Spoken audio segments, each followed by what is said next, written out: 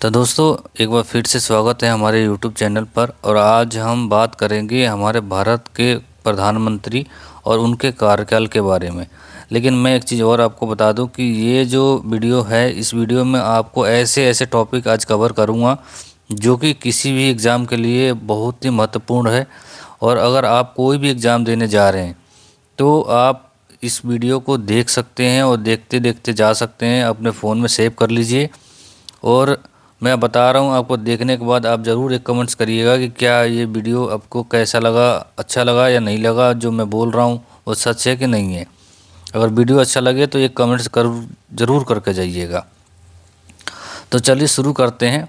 अब भारत में अब तक के सभी प्रधानमंत्री, सबसे पहला नाम आता है हमारे आज़ाद भारत के सबसे पहले प्रधानमंत्री जो हुए थे वो जवाहरलाल नेहरू हुए थे, जो 1947 से 1964 के बीच में उनका कार्यकाल रहा था।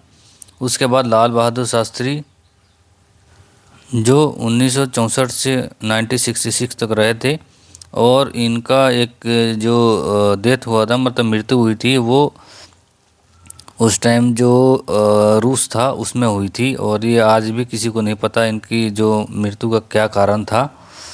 उसके बाद इंदिरा गांधी जो 1966 से 1977 तक रही थी, उस क्योंकि इनको आयरन लेडी भी कहा जाता है। ये आप भी छोटे छोटे जो इनके जीके क्वेश्चन है ये ज़रूर याद रखिएगा।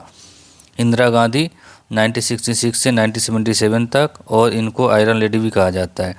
मोरारजी देसाई जो 1977 से 1979 तक रहे थे। उसके बाद चौधरी चरण सिंह 1979 से 1980 तक। उसके बाद आ जाते हैं, आगे बढ़ते हैं, इंदिरा गांधी। इंदिरा गांधी 1980 से 1984 तक, और राजीव गांधी 1984 से 1989 तक। उसके बाद विश्वनाथ प्रताप सिंह 1989 से 1990 तक। और उसके बाद चंद्रशेखर 1990 से 1991 तक। उसके बाद नरसिम्हा राव 1991 टू 1996। उसके बाद अटल बिहारी वाजपेयी जो कि 1996 से 1996 में रहे थे कुछ टाइम के लिए, उसमें उनके 2 वोट से सरकार गिर गई थी। उसके बाद एच.डी. देवगौड़ा 1996 से 1997 तक रहे।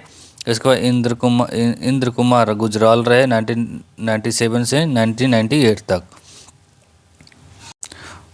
इंद्र कुमार गुजराल के बाद अटल बिहारी वाजपेयी भी दोबारा से सत्ता में आए थे, जो कि फुल मेजोरिटी के साथ आए थे। 1998 से 2004 तक रहे थे। ये इन्होंने अपना पहला फुल टर्म वो किया था। उसके बाद मनमोहन सिंह 2004 से 2014 तक कंटिन्यू रहे प्रधानमंत्री। उसके बाद हमारे नरेंद्र मोदी 2014 से अब तक कंटिन्यू वो प्रधानमंत्री हैं। तो ये जो प्रधानमंत्री मैंने आपको बताया, ये इसकी जो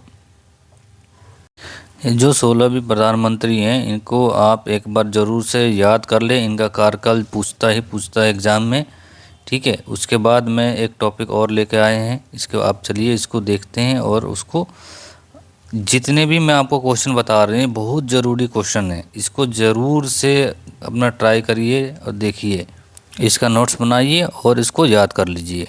तो ये बहुत ज़रूरी है। और चलिए अब आगे अगले टॉपिक को देखते हैं।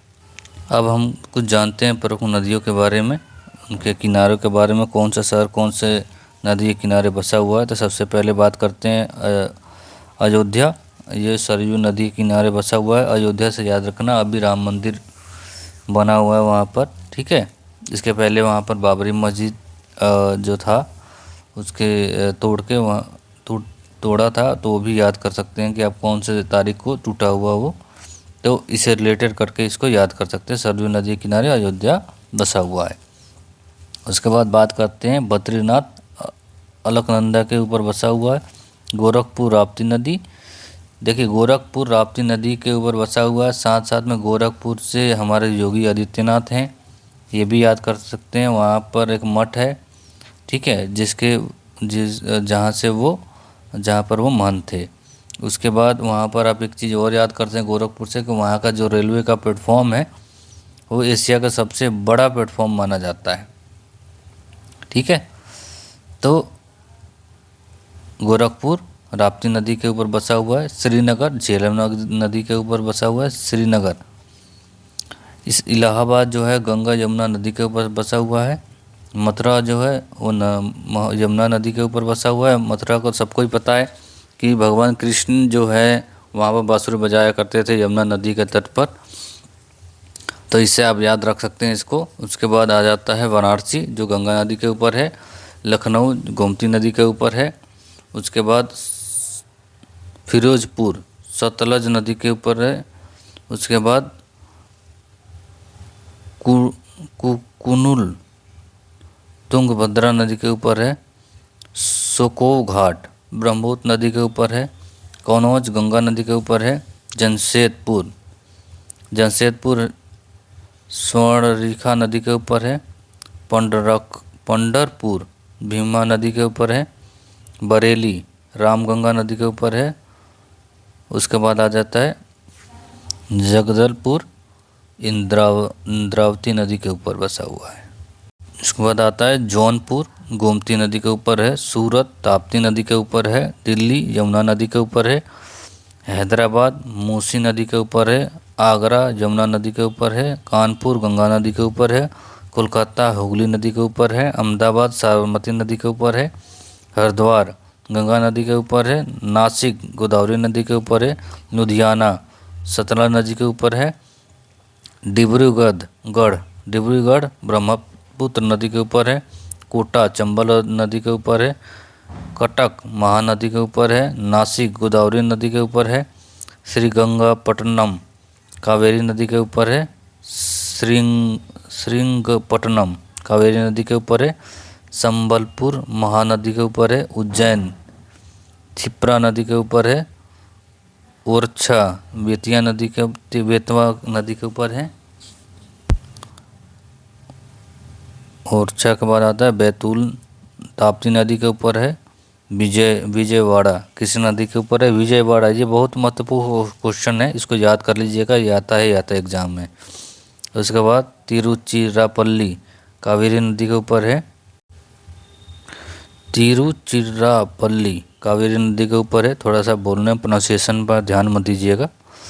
गुवाहाटी जो है ब्रह्मपुत्र नदी के ऊपर है।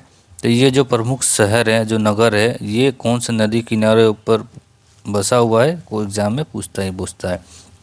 अब अगले टॉपिक पर चल, जो अगला टॉपिक है ये हमारे संस्थापक का है कि कौन से संस्थापक ने किसका समाज की स्थापना करी थी या किस धर्म की स्थापना करी थी, उसके बारे में है। अगर आपको वीडियो अच्छी लगे तो लाइक एंड सब्सक्राइब करिए और कमेंट्स करिए, तो मैं इसकी वीडियो अलग से बनाऊंगा। Thank you.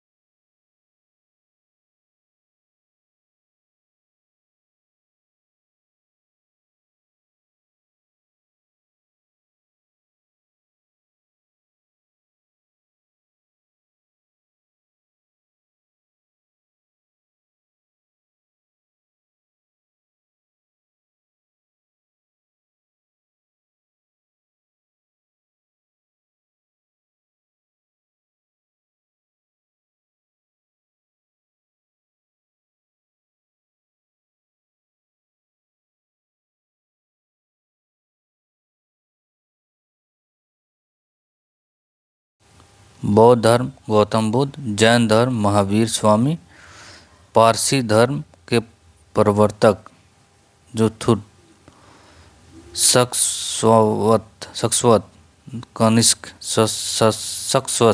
कनिष्क, मौर्य वंश और उसका संस्थापक चंद्रगुप्त मौर्य, न्याय दर्शन गौतम, वैशिक दर्शन महर्षि कणाद,